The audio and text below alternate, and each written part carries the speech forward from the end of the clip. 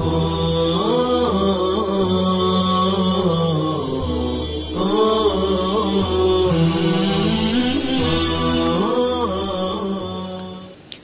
اللہ الرحمن الرحیم۔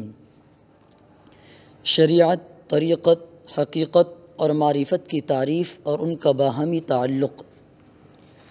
شریعت احکام تکلیفیہ کے مجموعے کا نام ہے۔ اس میں اعمال ظاہری اور باطنی سب آ گئے، اور متقدمین کی اصطلاح میں لفظ فقہ کو اس امر کا مرادف سمجھا جاتا ہے۔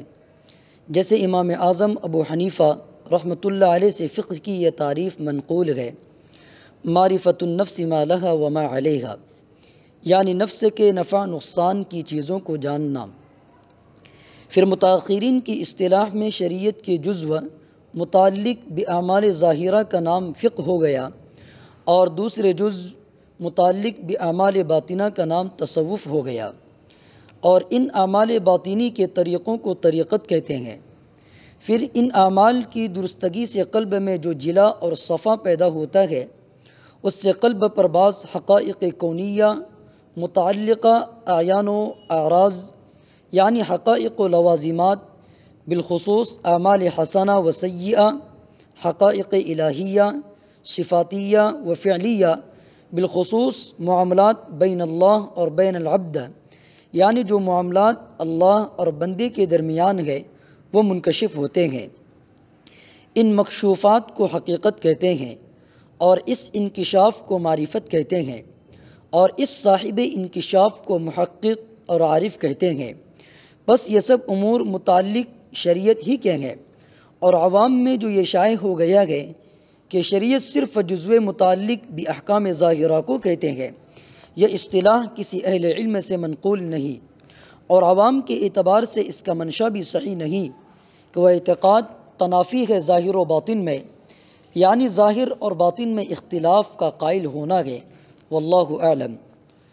تصوف کے اصول صحیحہ قرآن اور حدیث میں سب موجود ہیں، اور یہ جو لوگ سمجھتے ہیں کہ تصوف قرآن و حدیث میں نہیں ہے وہ بالکل غلط ہے۔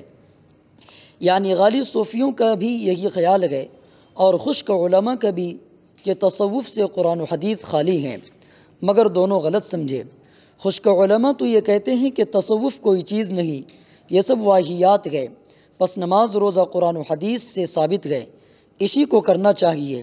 یہ صوفیوں نے کہاں کا جھگڑا نکالا ہے، تو گویا ان کے نزدیک قرآن و حدیث تصوف سے خالی ہیں، اور غالب صوفی یوں کہتے ہیں کہ قرآن و حدیث میں تو ظاہری احکام ہیں، تصوف علم باطن ہے۔